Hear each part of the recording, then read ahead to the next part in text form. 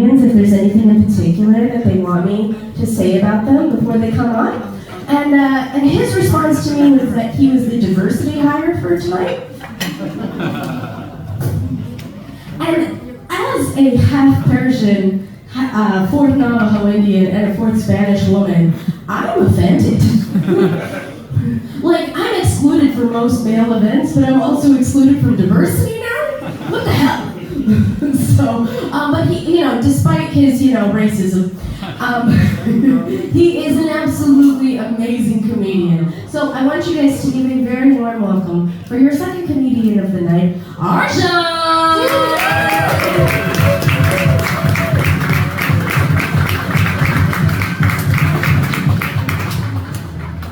Hey, thank you. Give it up for Sept. She's been doing a great job.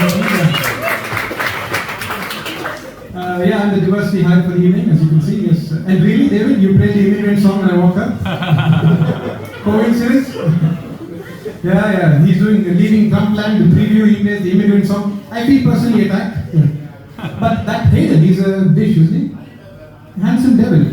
Don't worry, I'm here now. I see Sid is trying to achieve some kind of balance in both the halves. Hayden and then me. In the second half, Kiara and then Greg. Pot shots in the headline, I guess. Very good. No, I can run faster than him. But anyway, so immigrants, yes. So speaking of immigrants, yes, I'm an immigrant, evidently. I'm not an ex-name launder. I'm a good autochtone. Yes. So I'm an immigrant, yes, but it's getting a lot of voices, despite what Mr. Trump is doing for all the immigrants. He's building nice walls for them. He builds nice cages for them, but still it's a controversial topic in the US especially, and even in this country, because if you go to shitholes like Eindhoven, they're voting for the PVV and by the program, they're in power now. So I want to talk a little bit about immigrants and see what this really means. So we do a textual analysis, yes? So let's take the word immigrant. Where does it come from? It comes from the Latin immigrare, right? Im means in, migrare means move, so someone who moves into a new place. That's what an immigrant literally is. Of course, now it means a colored person in a white country. That's all it means. But technically, it's someone who moves to a new place. Now, why would you move to a new place if your own place is great? It's because someone else turned up, took all your shit with them, and made their home nice, and now you want a piece of that back. That's why you move. So actually, this is a fun fact. It's not fun, it's just a fact. The OG of immigration was actually to India, not from India. This is true throughout history. Let's look at history. So, who were the first immigrants to India? It was the Greeks and the Arabs. They were the first who went to India. And then the Europeans looked at them and went, well, if these pedophiles can do it, we can certainly go there. And they came in droves to India. It was the Portuguese came, the Spanish, the French were there, the Dutch were there. Yeah, give it up. Even the Danish were in India. Anyway, even the Danish were in India. And then the 5 words which spell imminent doom for any civilization, and then came the English. So they were there. There were any English people here? No, we established. Okay, so no. Okay, that's good. Yes, yeah. No, and then came the English, and they stayed put for a while, but we'll come to that later. But what started this whole thing off was the Portuguese and the Spanish. They were in this pitched battle for colonial supremacy, fighting battles on the high seas. So their battle was so fierce, it resembled the bottom of the comment section on a porn site. Now if you scroll to the bottom of the comment section on a porn site, right, just me. Okay. No one saying you? Yeah. So if you do that, you see a bunch of comments there, like someone named Juan saying, cojones, tetas, me gusta. And the ha ha ha with a J. So there's that, and then a Portuguese guy named João saying that thing that only Portuguese people say online. I've met Portuguese people, they don't laugh like that. It's just when they go online. And then there's a Dutch comment after that, someone named Jeroen saying, kom op jongens, kijk aan die geile vent, something. And then followed by an English comment, you lads are ruining a fine wank. And that's what happened in history, right? So the Portuguese, Spanish, Dutch, they would all get in, fight. The English would turn up at the end and swoop up all the nice, juicy colonies. This is why the English have the reputation for being late for gangbangs. They tell them last. It's just, you, Juan, Joao, Jerun, you get her all nice and horny. I'll marry her and ruin her life. And that's what the British did everywhere they went. So they came to India. They stayed put for a while. To 200 years, they didn't Brexit out of India. We told them, we took a referendum, it's been 200 years, leave. No, we haven't civilized you bloody savages yet, hey coolie? Have we, Mr. Postlethwaite? No, sir, Mr. Thistlewood. I don't know, they have terrible names like Smith, St. John, I don't know, it's just awful. That English accent was objectively terrible. In my defense, back then, so were the English. So. Fine. So they say, there are defenders of the British Empire who will say, well, you enjoy the benefits of British jurisprudence, don't you? And we built trains for you. You have trains. True, they built trains. Let me ask you this. If you and your entire family were raped, but on a train, would your reaction be, everything hurts, but those first class seats, well, do that again? No. I can buy a train. I don't need to do this. So they stayed put for, and they left, they took all the money and left India, and we thought, well, that's a good idea. We will also take our money and leave India. So that's why we started immigrating out of India. As another comedian says, the smartest Indians end up in the US, and the rest are here. So this is mediocre. The good ones are there, heading Google and so. That's what we do. We spread out everywhere. Now, if there's something you need to know about immigrants, it's three things. That's how Indians speak. You do one thing, you do three things. Just upping the game. So there's three things you need to know. First, our parents can be challenging. The second thing, we're loud. And third, we're careful with money. So our parents, yes, my father, great man, like Hayden's dad. A stellar gentleman. Now, he put everything forward for the family, right? So he would work 6 days a week, 12, 13 hours a day for 38 years. He worked in the same place. It was a factory, so he would wear a uniform with stripes on it.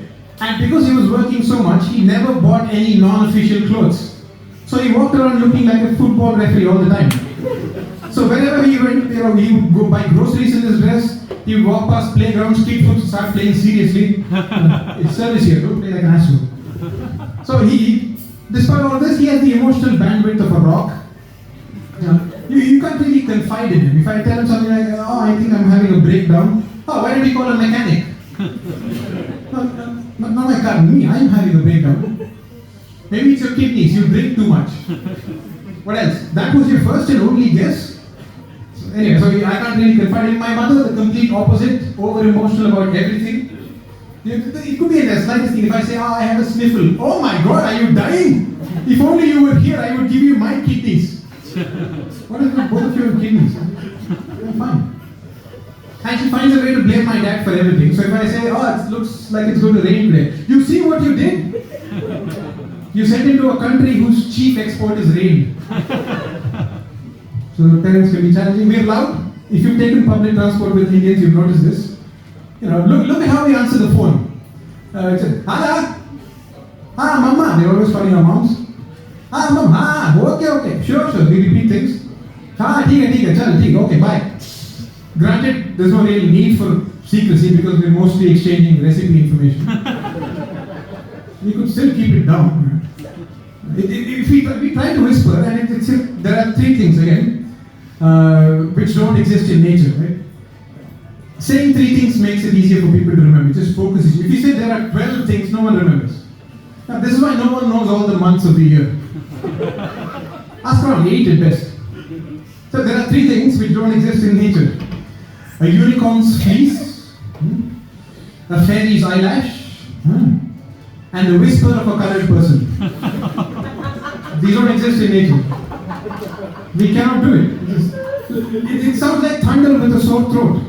It's hilarious to hear us try. You know what I did? Yeah, everyone knows what you did. Because we're loud. The third thing, we're careful with money, right? I've been working for a few years, since 2000. You don't need to know how old I am. I've been working for a few years. I have some money saved up.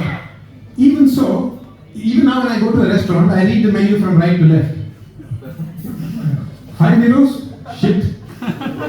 15 euros, something nice. 2 shits, please. Worth the money. This is why we don't buy condoms in India. We look at the packaging, this much for single-use plastic. It's good, I'm having a child. It's cheaper. That's what we do. So, fucking immigrants, right? Yeah, I can say it, you can say it. Just say it, it's fine. Just cathartic, get it out there. Speaking of immigrants, I'm dating an immigrant as well now. Although she's white, so she's an expat. So it's a cross-cultural relationship. So she's French, and it makes for an interesting dynamic. I think everyone should date outside their culture. Right? Enough endogamy. Because earlier I used to be like, oh, I like my women like I like my coffee. Brown and bitter. I used to be like that. Now not anymore. I like my women like I like snow. White. And preferably with no urine on the surface.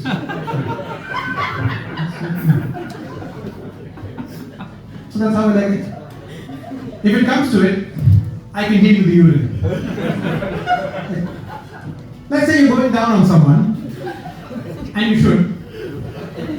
So if you do that, and you get a whiff of urine, a soupçon of pee-pee. French, eh? So if you get that, what are you going to do? Not continue? No, that's not how I was raised. When I was growing up, they said, put your head down, do your duty. Diligently. The Latin name for the Indian male, you might be interested to know, is Cunnilingus diligentus. This is true. Sorry? You eat till you're done. Exactly. Not till she's done, but actually you're right. Till I'm done. Then I'm done. Then I'm fuck it. It's been 15 minutes. Deal with it yourself. Yeah. No. So yeah, that's what we are cunnilingus diligentus. That's what we do. Anyway, so I like my snow. It's she's French, so the French are passionate culture. Right? They're very dramatic, very passionate. Let's eat cake. Off with their heads. J'accuse. Age of consent 15 years too high. Very dramatic, passionate people. Problem is, so are we Indians. So it's sometimes so when we meet, it's even though we're talking, it devolves slowly into a heated argument or full of passion and fervor. But the thing is, I can't really stay in a state of heated angst because of the French language. It's a very, very sweet language. It's very, very sexy. So we're talking and it's something like, wait, before I get into that, let me say how dramatic we are. Now in other cultures, when a child breaks something, let's say, what would you do? Let's say they break a vase or something, then you say, oh no, what do you do? Or yell at the kid, slap them around a bit, normal things. Or if you're a Dutch parent, you do that Dutch thing. Uh-oh. A very passive-aggressive thing. You know? Oh, something happened here. I wonder who will assume responsibility for it. Even the kid is going like, why are you ringing me out in public? You know I did it. Bitch. So you do that. No. Any day you know what we do? We just say, you have ruined me. You've destroyed this house. Post-apocalyptic weeds are growing where I stand. I should have named you Ruin, not Rohan. So we're quite dramatic. So we get into shouting matches, not shouting matches. We get into heated debates sometimes. But the thing is, I can't stay angry for too long because of the French language. It's so sweet. So we're saying something, and then my girlfriend says, but, mon chéri, mon amour, and I melt. Immediately I melt like a piece of mozzarella on the surface of a tank in the Battle of El Alamein. I like my similes like I like my women. Taking forever to get to the fucking point. Anyway, yes. It's the French language. It's a very sweet and sexy. Just look at the numbers. It's 1, 2, 3. Oh, stop. 4. Oh, I've come. It's very sexy. They could be counting poops in the toilet. 1, 2, 3, 4. You just say, oh, what a refined language. Just beautiful language. I have a theory that you make love according to how you were taught numbers as a child. So the French, very slinky, sexy, 1, 2, 3. The Germans, to the point, 1, 2, 3, 4, schlag doch 5. They're very direct, to the point. Wham, bam, kurfürst and dam. To the point. The Spanish, 1, 2. 2 hours later, Latin lovers last so long? They're taking naps in between. Right, but we don't live up to our stereotypes all the time, me and my girlfriend, because I don't break into song and dance every 5 minutes. She doesn't walk away in black and white, cynically smoking. So we don't conform to these stereotypes because of the two of us, I'm the one most likely to go on strike and exhibit right-wing tendencies. And she's the one who believes in astrology, reincarnation. I mean, it's good. I think it's good to have belief. If you have faith or belief, hold on to it. It's just, if you believe a bearded God sent his only son down to die for your sins, good, believe in that. Why didn't you send a second son? You're still sinning. That's just how it works. Believe that, it's fine. If you think God sent an angel down to a cave in Arabia to whisper revelation to one merchant, believe that. Why not a second merchant, for backup, redundancy, disaster recovery? No, you can believe that, it's fine. If you believe like my peeps, the Hindus do, God keeps reincarnating time and time again to vanquish evil, why don't we get the job done once and for all? It's just more fun this way. It's fine, believe that. It's fine. Because what do the atheists say? They come from nothing and we get back to nothing. Isn't that just wonderful? No! It's bleak. It's like a Soviet birthday party. Birthday to you. Birthday to you. Birthday little Nikolai. All facts. Birthday to you here, present. Spasiba, Papa. He's empty, Papa. Like life.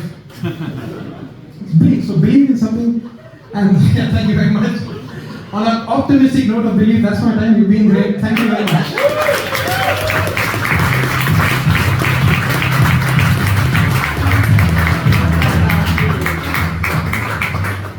Oh man. Coming from a guy that I always knew didn't like pee or French people, this girlfriend has really changed him. Yeah, he's open to all of it now. Alright, did you guys enjoy the first half? Yes. Well,